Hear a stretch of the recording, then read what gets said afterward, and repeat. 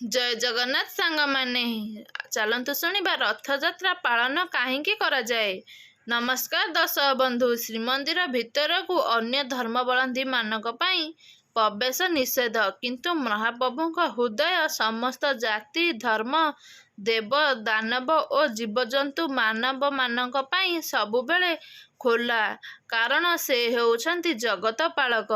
ସେ ହେଉଛନ୍ତି ଶ୍ରୀ ଜଗନ୍ନାଥ।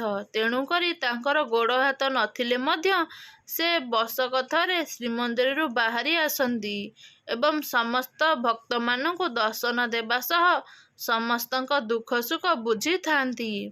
କିନ୍ତୁ କ'ଣ ରହିଛି ରଥଯାତ୍ରା ପଛର ଗୁପ୍ତ ରହସ୍ୟ? କେବେଠାରୁ ଆରମ୍ଭ ହେଲା ରଥଯାତ୍ରା? କାହିଁକି ଗୁଣ୍ଡିଚା ମନ୍ଦିରକୁ ଯାଆନ୍ତି ତିନି ଭାଇ ଭଉଣୀ? ଜଗନ୍ନାଥଙ୍କ ମାଉସୀ ମା କିଏ? ଆସନ୍ତୁ ଜାଣିବା ସମ୍ପୂର୍ଣ୍ଣ ସତ୍ୟତାର କାହାଣୀ। ବନ୍ଧୁଗଣ, ମହାପ୍ରଭୁ ଶ୍ରୀ ଜଗନ୍ନାଥ ପ୍ରତିବର୍ଷ ଆଷାଢ଼ ମାସର ଶୁକ୍ଳପକ୍ଷ ଦ୍ୱିତୀୟା ତିଥିରେ ଶ୍ରୀମନ୍ଦିରକୁ ଛାଡ଼ି ରଥାରୂଢ଼ ହୋଇ ଶ୍ରୀ ଗୁଣ୍ଡିଚା ମନ୍ଦିର ଅଭିମୁଖେ ଯାତ୍ରା କରିଥାନ୍ତି ଏବଂ ମହାପ୍ରଭୁଙ୍କ ଏହି ଯାତ୍ରା ସମଗ୍ର ବିଶ୍ୱରେ ରଥଯାତ୍ରା ନାମରେ ପ୍ରସିଦ୍ଧି ଲାଭ କରିଛି। ମହାପ୍ରଭୁଙ୍କ ଗୁଣ୍ଡିଚା ଯାତ୍ରା ପଛରେ ଅନେକ କାରଣ ଓ ରହସ୍ୟମାନ ରହିଛି। କହନ୍ତି ଦ୍ୱାପର ଯୁଗରେ ଭଉଣୀ ସୁଭଦ୍ରା ନଗରୀ ଭ୍ରମଣ କରିବା ପାଇଁ ଇଚ୍ଛା ପ୍ରକାଶ କରିଥିଲେ। ସେଇଥିପାଇଁ ତିନି ଭାଇ ଭଉଣୀ ବର୍ଷକୁ ଥରେ ନଗର ଭ୍ରମଣ କରନ୍ତି।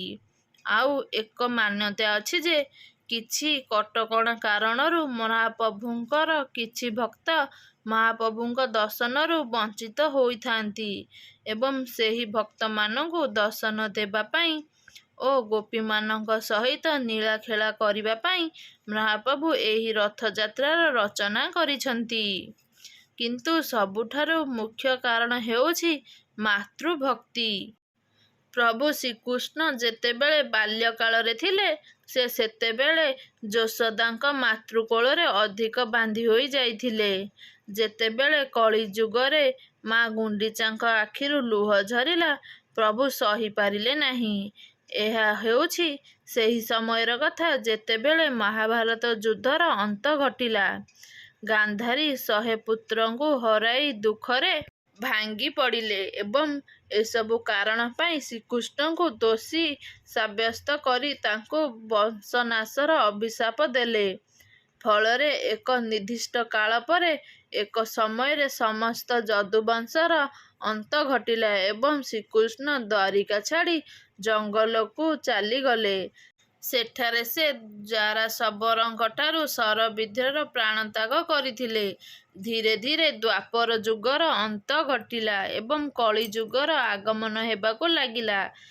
ଶ୍ରୀକୃଷ୍ଣଙ୍କ ମୃତ୍ୟୁ ଓ ଜଗନ୍ନାଥଙ୍କ ଜନ୍ମ, କିପରି ବ୍ରହ୍ମ ସ୍ଥାପନ ହେଲା, ଏସବୁ ଉପରେ ଏକ ସୁନ୍ଦର ଭିଡ଼ିଓ ଆସିବାକୁ ଯାଉଛି। ଆପଣମାନେ ଚ୍ୟାନେଲ ସହିତ ଯୋଡ଼ି ହୋଇ ରହିଥାନ୍ତୁ।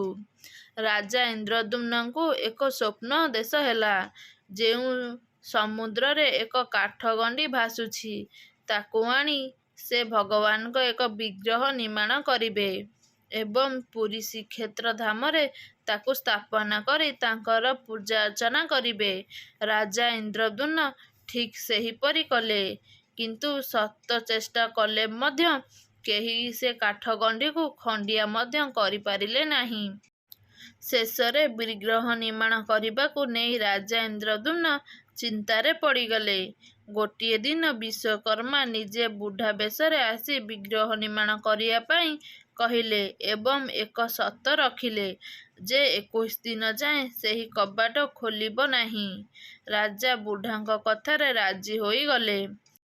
ପ୍ରଥମେ କିଛି ଦିନ ମନ୍ଦିର ଭିତରୁ ଠକ୍ ଠକ୍ ଶୁଭାଯାଉଥିଲା ଏବଂ କିଛି ଦିନ ପରେ ଶବ୍ଦ ଶୁଭିବା ବନ୍ଦ ହୋଇଗଲା। ଫଳରେ ରାଣୀ ଗୁଣ୍ଡିଚା ବିଚଳିତ ହୋଇ ପଡ଼ିଲେ ଏବଂ ରାଜାଙ୍କୁ କବାଟ ଖୋଲିବା ପାଇଁ କହିଲେ।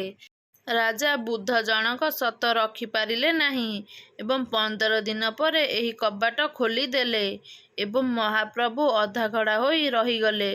ରାଜା ଇନ୍ଦ୍ରଦ୍ୟୁମ୍ନ ମୋ ପାଇଁ ଏମିତି ହେଲା ବୋଲି ଭାବି ଦୁଃଖରେ ଭାଙ୍ଗି ପଡ଼ିଲେ। ଫଳରେ ପ୍ରଭୁ ସ୍ୱପ୍ନରେ ଆସି ରାଜାଙ୍କୁ କହିଲେ ଏସବୁ ପୂର୍ବ ନିର୍ଦ୍ଧାରିତ ହୋଇଥିଲା ବୋଲି କହି ରାଜାଙ୍କୁ ସାନ୍ତ୍ୱନା ଦେଇଥିଲେ। ଯେତେବେଳେ ସମସ୍ତ କାର୍ଯ୍ୟର ସମାପ୍ତି ଘଟିଲା, ରାଜା ଇନ୍ଦ୍ରଦ୍ୟୁମ୍ନ ବ୍ରହ୍ମାଙ୍କୁ ଡାକି ପୁରୀ ମନ୍ଦିର ପ୍ରତିଷ୍ଠା ଓ ବିଗ୍ରହ ପ୍ରତିଷ୍ଠା କରିଥିଲେ। ଏସବୁ ଦେଖି ଶ୍ରୀବିଷ୍ଣୁ ଇନ୍ଦ୍ରଦ୍ୟୁମ୍ନଙ୍କ ଉପରେ ବହୁତ ଖୁସି ହୋଇଗଲେ ଏବଂ ଏକ ବର ପ୍ରଦାନ କରିବା ପାଇଁ କହିଲେ। ଫଳରେ ରାଜା ଇନ୍ଦ୍ରଦ୍ୟୁମ୍ନ ବିଷ୍ଣୁଙ୍କୁ ନିର୍ବିକାର ହେବାର ଫଳ ମାଗିନେଲେ ଓ କହିଲେ ମୋତେ ନିଃସନ୍ତାନ କରିଦିଅନ୍ତୁ। ଫଳରେ ଏହି ମନ୍ଦିର ମୋ ପୂର୍ବଜମାନ ନିର୍ମାଣ କରିଛନ୍ତି ବୋଲି କେହି ନ କୁହନ୍ତୁ ଏବଂ କଥା ଦିଅନ୍ତୁ ଅନେକ ବର୍ଷ ପରେ ଯଦି ମନ୍ଦିର କ୍ଷତିଗ୍ରସ୍ତ ହୋଇଯାଏ ତେବେ ମଧ୍ୟ ଆପଣ ଏହି ସ୍ଥାନକୁ ପରିତ୍ୟାଗ କରିବେ ନାହିଁ। ରାଜାଙ୍କ କଥାରେ ଭଗବାନ ତଥାସ୍ତୁ କହିଲେ। କିନ୍ତୁ କିଛି ଦୂରରେ ରାଣୀ ଗୁଣ୍ଡିଚା ଏସବୁ କଥା ଶୁଣୁଥାନ୍ତି। ରାଣୀ ଯେତେବେଳେ ଅପୁତ୍ରିକ ହେବା କଥା ଶୁଣିଲେ ତାଙ୍କ ଆଖିରୁ ଲୁହ ଝରି ପଡ଼ିଲା। କାରଣ କେହି ବି ସ୍ତ୍ରୀ ଅପୁତ୍ରିକ ହେବାକୁ ଚାହାନ୍ତି ନାହିଁ। ଏହା ଦେଖି ଭଗବାନ ମଧ୍ୟ ସହ୍ୟ କରିପାରିଲେ ନାହିଁ ଏବଂ କହିଲେ ମା ତୁ କାନ୍ଦ ନାହିଁ। ଆଜିଠାରୁ ମୁଁ ହେଉଛି ତୁମ ପୁଅ। ମୁଁ କେବଳ କଥାରେ କହୁନାହିଁ। ପ୍ରତ୍ୟେକ ବର୍ଷ ଆଷାଢ଼ ମାସର ଶୁକ୍ଳ ପକ୍ଷର ଦ୍ୱିତୀୟା ତିଥିରେ ଭାଇ ଭଉଣୀଙ୍କୁ ସାଙ୍ଗରେ ଧରି ତୋ ଘରକୁ ଆସିବି।